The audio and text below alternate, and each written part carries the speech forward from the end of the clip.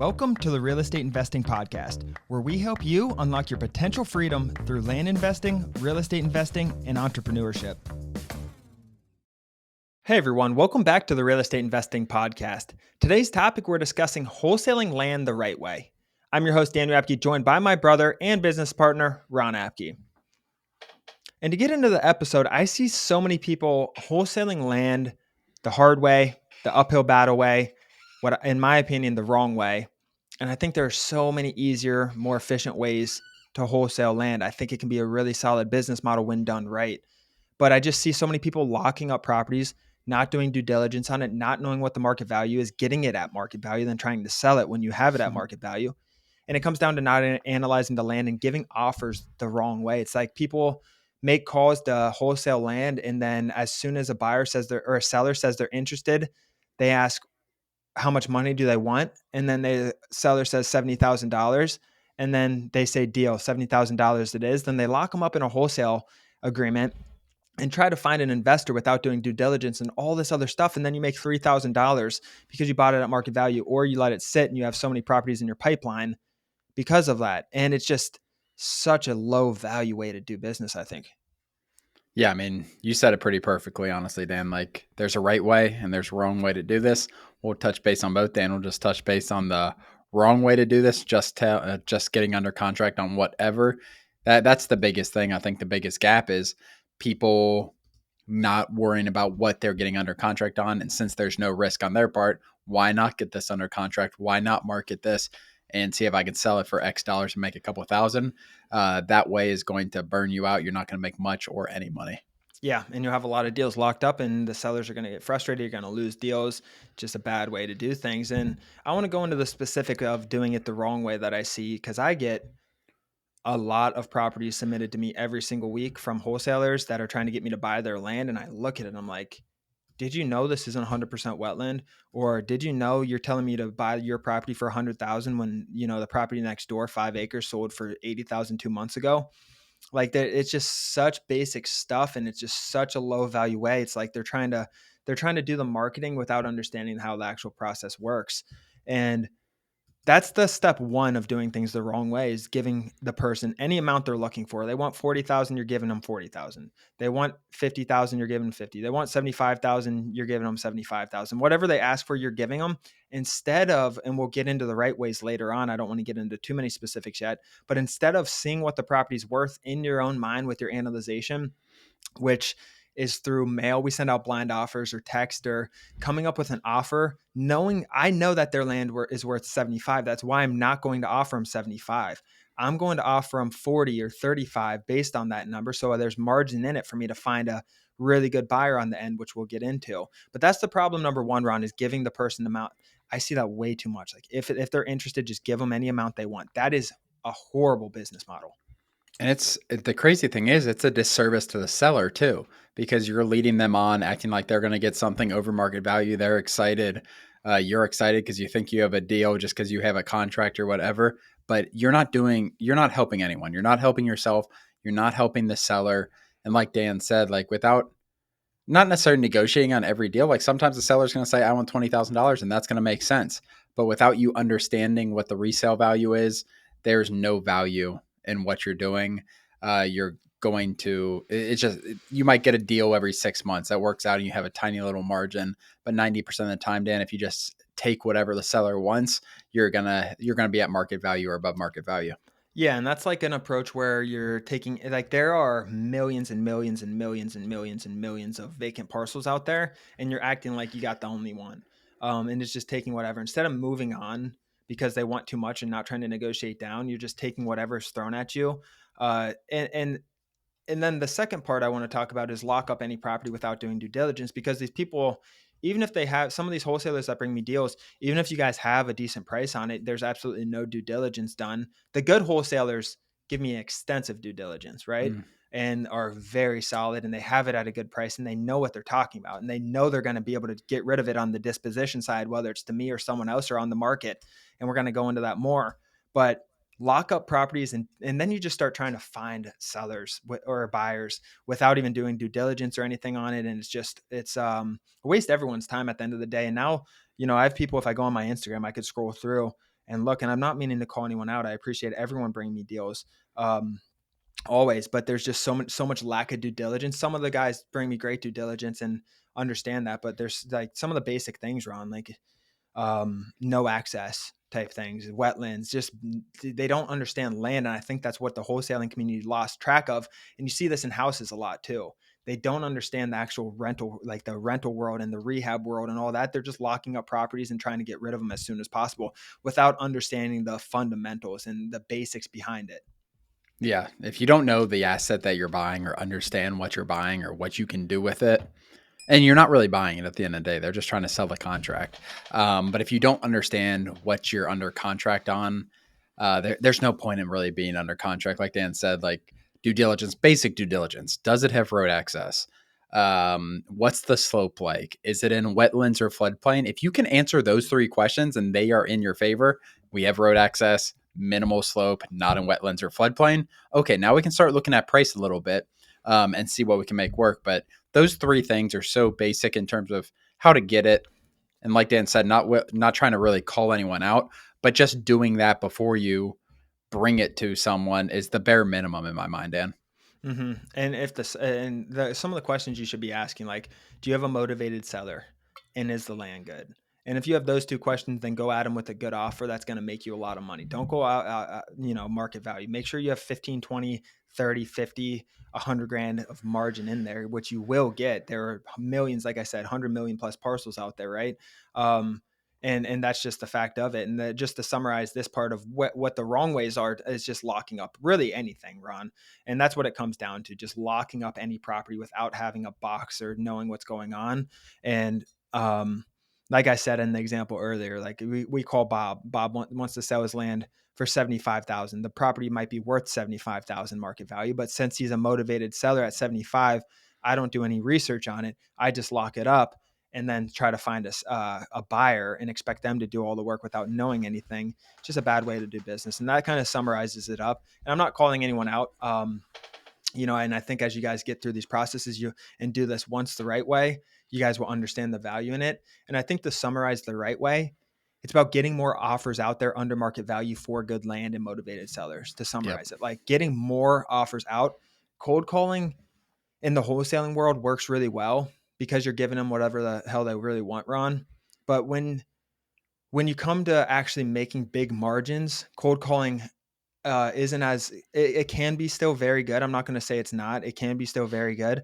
But as you are looking for bigger spreads and bigger margins, and you take your numbers from wanting to make 5,000 to making 20, 30, 40, 50 plus $1,000, you're going to get less deals per lead because you're not giving a market value anymore. So you're going to get less deals. You're going to do the same amount of work ultimately though on the sell side and getting all this, you'll just make much more profits.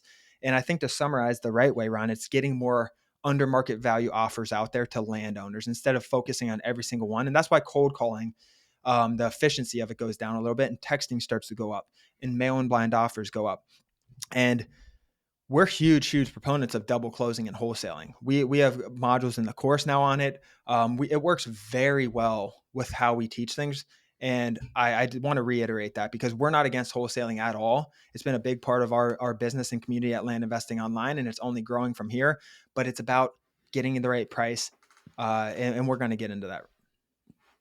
Yeah, for sure. And it's all about that, honestly. It's a volume game, but in terms of marketing, it's a volume game.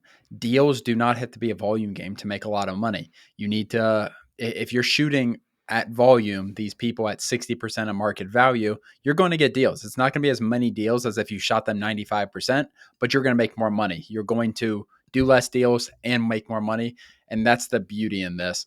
But yeah, I think you broke down pretty well, Dan. Yeah, and that's the key. Negotiate and get a good price. Like the better way to do it is negotiate and get a really good offer price where you're making $15,000 or more on each deal. So I'll tell you guys how we do it and what's really worked for our community. We're talking like six-figure profits per deal on some of these, 50,000, 30,000. Like we're talking big numbers here. And I'll tell you guys why. It's because so the way Ron and I do it are blind offers, right? So we're sending out mail to individuals who own land in a very bulk way, right? We're sending 2,000 per deal essentially. And what we're doing, we're offering them about 40% of market value. So if the land's worth 100,000, we might offer 45. Let's just call it 45,000, 45%. And then what happens is sometimes that seller will want to do that, and you have $55,000 of margin there, right? And then we'll get a signed purchase agreement with that, because that's what a blind offer is. Like I said, it's an offer letter in the mail for that price and the signature for them to execute it on. So what ends up happening sometimes is they don't want to sell at 45, but they're very motivated. The land's good, and we're trying to negotiate it and get cheap as possible, but they want to sell at 65,000. Let's just call it 65,000. So we do our best to try to negotiate it down. They won't come down to that 45, and you try to meet somewhere in the middle. Let's call it 60, right? Let's say you got it down to 60,000. There's still $40,000 of play there. So we started really low. Option one didn't work. We tried to negotiate. We were able to negotiate a little bit, but there's still, like, from the traditional model that we're working with here, Ron, which is buying and flipping land, it's still a little tight margins to do that with deal funding and that other stuff at $60,000, right? That's a good double close opportunity. You want to talk about that, Ron? Yeah. So they want $70,000 to what you said, right, Dan? They wanted 65. Let's say we negotiated it from 45 to 60, and we can't flip it we can't get deal funding for it, essentially. Yeah. So what your job is to do after that double closing this is you need to get them a signed attorney in fact document where you have the rights to market their property. So you just tell them, like, listen, I can't do 60 right now, but I think I can get you $60,000 within about 2 or 3 months. If we sign this, give me rights to market it, find an end buyer on this, and we can make this happen. So you get that signed, and then you can market the property like it's yours. Essentially, you can get on the MLS. Make sure you check in your local jurisdictions for this. But then you list it. Don't list it for $100,000 because it's worth $100,000. List it under market value so you can sell it quickly. You can get the seller their money, and then you can make the money. So list that at $90,000. What's going to happen? You're going to flip it. It's going to go. The deed is going to go from that seller to you to the end buyer that you found, all in the same day. So that's why it's a double close. There's 2 closes in one day. A to B. First seller to you, and then you to the end buyer. You're going to get that check for $30,000. And then, that's how it works, Dan. Think about it. If you do that at $85,000, you make $10,000. That's when it doesn't work. But this is a legitimate example from how you can make $25,000-$30,000 in a deal. Yeah, and a lot of the traditional wholesalers going back will offer 95, and it's just not going to work. You're going to make a little money with doing the same amount of work. The key is to get more offers out there, and you'll make more money flipping it with deal funding money in the end if you were able to get it at that 45,000, and get good deal funding terms and be a good, find a good partner for that. But overall, your next step is to negotiate and get it as low as possible, and then if there's still margin in the deal, go into it. And Ron said use an attorney in fact. That's one way to do it. The other way is just to change it to a wholesaling template, like just add a contingency on your purchase agreement that says the seller has the right to market this within 90 days. And then you can put it on land.com and Facebook. You just won't be able to put it on the MLS. Once you do have that signed and notarized attorney in fact, though, that's an attorney in fact. That legally gives you the rights to market that property in any real way you want to. Obviously check your jurisdiction and everything, but that is a notarized document, an attorney in fact, and that's very powerful. And that seller cannot back out. That is a notarized legal document. You can cloud that title. You're very protected in that way. That's the most sustainable way to do it, especially for these higher dollar properties that you want to lock up and put on the MLS and get all that going. But you can always do it to the 90-day option. And I'm telling you guys right now, this is the best way in my mind that I've seen to flip land, to make a living off of land, is going through these steps. Give them a good offer at 40-45%. You'll be surprised how many people say yes to that. And then if that doesn't work and they're motivated and the land's good, try to negotiate as low as possible and get deal funding and work it that way. And then because a lot of these people want their money in 2 weeks, which you can do with deal funding. And then the third option is get the attorney in fact, double close it, that type of stuff, wholesale. That's the third, but it's also less value. You are giving them more money. You're giving them a lot more money, but it's also going to take a long time to get. So you have that conversation, like Ron said, I can't get you that 45,000, or I can still get you that $45,000 in 2 weeks. I have that money ready to go. Now you want $65,000. I'm happy to make that happen, but I work with different investors in the area and come up with different solutions for each property. and we're just not, I can't get you that money in 2 weeks. I need more time to align things and get things together. If you can give me 90 days to get this done, I can get you that 65,000. Most of the time it's much quicker than this. Most of the time I can do it in a month or two, maybe even sooner. But I just want to relay that because that 65,000 is pushing my limits with this, and I can't just close it in 2 weeks. It's higher, it's riskier now. If you want that money now, $45,000 offer still stands. Just let me know. If not, that 65, I'm going to need that. And that's how those conversations go. But this is the most solidified business model out there. I feel so strongly on this. If you guys are doing things the wrong way, like we talked about, and just offering whatever, stop doing that. Start doing this. You'll make so much more money. Yes, you won't get a deal per every 10 calls or 50 calls or whatever it is, but you're going to make $40,000, $50,000 a deal on this. And you're going to end up doing less work, especially if you start to mail and text instead of cold call. There's just so much money in this. It's not that difficult. Yeah, well, I think the strategy Dan will talk about is definitely the best, like where you're targeting getting for 40 to 45, but you have this in your back pocket if someone gets stuck. Because the biggest thing with this, you can't throw, not saying you can't, but you don't want to throw away a deal where the seller is stuck at $60,000, 90,000, and the market value is $90,000. Even though you cannot get traditional deal funding with that, there's other options. Like this is the other option, Dan. And doing stuff like this over and over, you can make, I don't know, you do a deal a month, $30,000, like you're going to make whatever that is, $400,000 in a year. And those are legitimate numbers that aren't that difficult to attain in my mind. Yeah, you'll get better margins per deal. You'll provide more value. You'll sell the properties quicker because now that you have it under 60,000, you can keep dropping 65,000. You can drop the price a little more aggressively. If you're at 95, you're going to be stuck at 100,000 selling minimum when that price is worth 100. Even if you're at 90, you don't have much room to keep dropping it. But all of a sudden you're at $60,000 and you're selling it for 100 with no skin in the game. It's a double close. You have no money out. You can keep dropping that, and you'll get better margins per deal. You'll provide more value, you'll turn properties quicker, and you'll be able to list it on the MLS. And that's another thing that I don't see a lot of good wholesalers doing is they're not getting these attorney in facts for whatever reason. They're just listing it to investors, and I never understood that. I really never understood why. I understand that of turning them quick when you have a good builder or something, you're talking info lots and you have good relationships there and turning quick, but you can list these on the MLS and sell them.